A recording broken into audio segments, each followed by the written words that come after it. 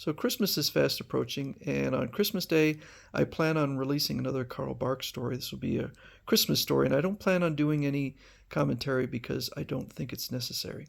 But I am going to do commentary on this one.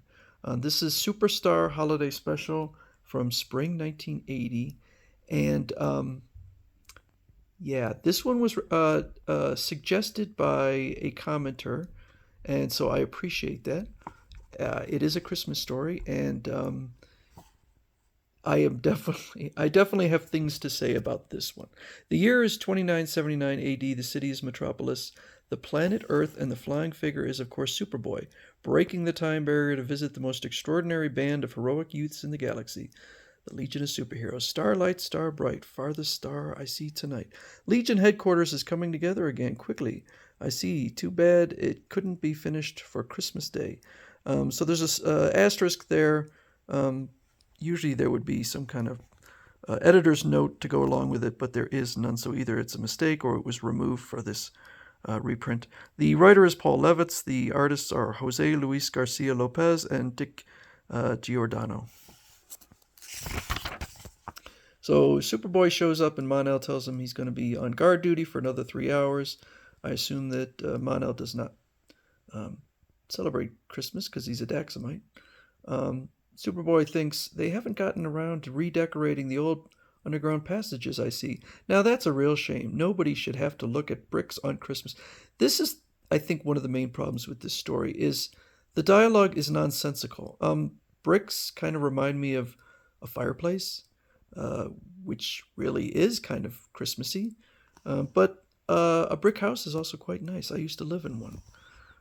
Hey, mistletoe, maybe I spoke too soon. Okay.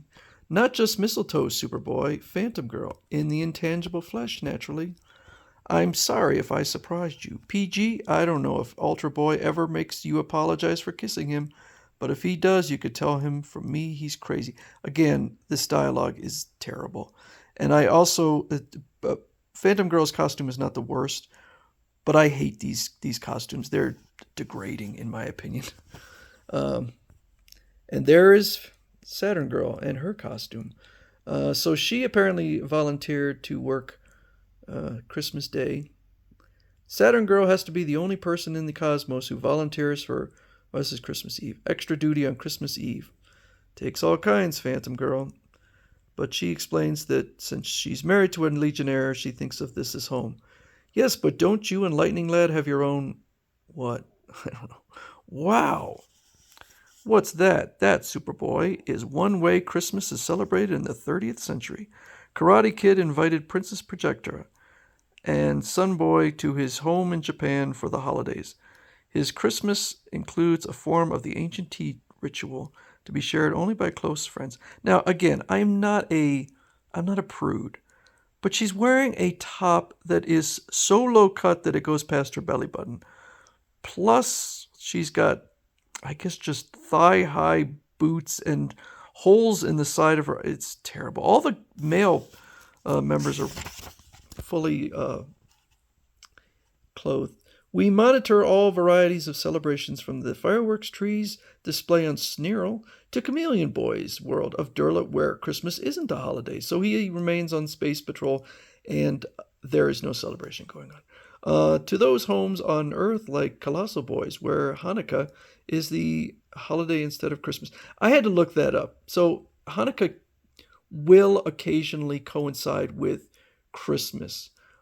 My question is, why is he in his costume? Why is he 20 feet tall? Weird. And Wildfire says there's 100 different ways of saying it, Superboy, but the message is still peace on Earth. Maybe, Wildfire, but maybe not. Maybe not what? Maybe the message isn't peace on Earth? What about a simple old-fashioned Christmas with a real tree and all? I'd trade all your star-spanning futuristic technology for a little tinsel right now. Okay, go get some. You're Superboy. Decorate the whole place if you want. Wait a minute. I just got an idea to make all that technology pay off. Have you guys ever gone looking for the star that blazed over Bethlehem that Christmas? No, but I think we're about to. Okay, so they just head out into space that night. Moments later, I still don't know how you talked us into this, Superboy. Talk about cosmic wild goose chase. Come off it, Wildfire. Mon-El can take care of things at headquarters fine, and we deserve the night off. How is that the night off? Yeah, but chasing a legend, it's an easy course. Lightning Lad, you make those navigation computers sit up and do handstands. No, I'm merely projecting star patterns based on known history. We have enough facts. Like what? What facts do you have? The story was very vague. What we don't have is the star. Huh? Those are the coordinates, Superboy. We should be in orbit around it now, but there's no star there. How could there be no star? You're in a star system. No sign of one ever having been there either. Indeed. But all that's in my scope is lonely little planet, not a star. Well, what is that and that and that and that and that? I mean, if the planet has a livable system, there's definitely a star. So apparently this planet must have had an immediate ice age, because all the creatures are dying quickly. According to the shipboard readings, this planet can really use our help, but sheesh, it sure is a weird way to spend Christmas Eve. Yep. So apparently these creatures eat this plankton, but it's all frozen because, again, apparently they have a super fast ice age. So if Wildfire uses his powers to free it from the ice, I assume those awful noises were applauses. Jeez. But I don't really deserve it. That food will only last days, and the ice age this planet is entering will last for centuries. Okay. That should mark our destination. So they find this other group, which is apparently the dominant race, and they are burning their crops to stay warm. That is desperation. That's crazy. They'll last out the night, but starve in the morning. They must have run out of other things to burn. So one of the beings is right in the fire. And Phantom Girl goes in, but she can't get the person out or the creature out because she has to materialize. And somehow she's not burning up. The flames are too close for me to fly out. Lightning Lad, any ideas? So he uses his lightning to, I guess, burn away the crops, creating an area that is free from fire. And so she says, and here you are, madam, home free, even if tomorrow still doesn't look any brighter. So Superboy is out. He's taking care of business himself with these bird-like creatures. If I'm going to these lengths to help an intelligent race, I want to at least pretend they'll know what I've done. Okay. So he's, I guess, tying up their nest to protect it. He's lashing it to the trees. And so moonrise, and so I guess now it's Christmas Day. Pretty picture, isn't it? Of death, maybe.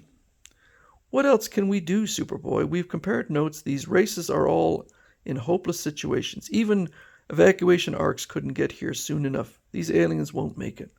Not alone, Phantom Girl. No. Come on, I want to try something.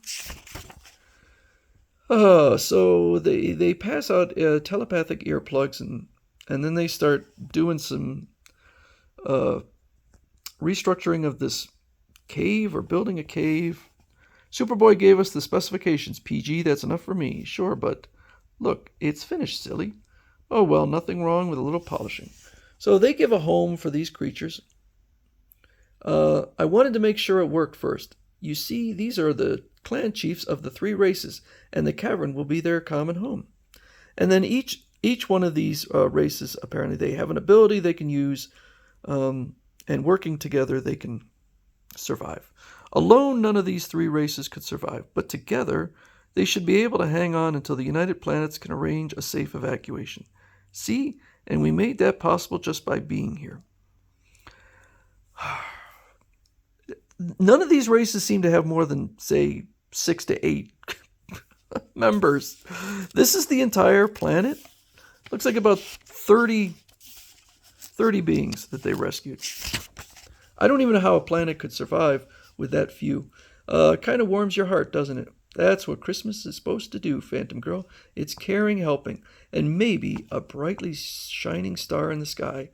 that science says is impossible. No, it doesn't. Oh, come off it, Superboy. You're not still pushing the star business. Why not, Wildfire? Something brought us here. This Christmas Eve. Well, it must be Christmas Day. Didn't it? Well, Wildfire, I'm not saying it was anything more than Lightning Lad and a bum navigation computer, Superboy, but I guess I can't say it wasn't either. Happy holidays from all of us to all of you. I'd love to tell you I was taken by the Christmas spirit and found this story enchanting, but boy, I did not. But I hope you at least enjoyed my rendition of it. And Merry Christmas to everyone, and happy holidays to all.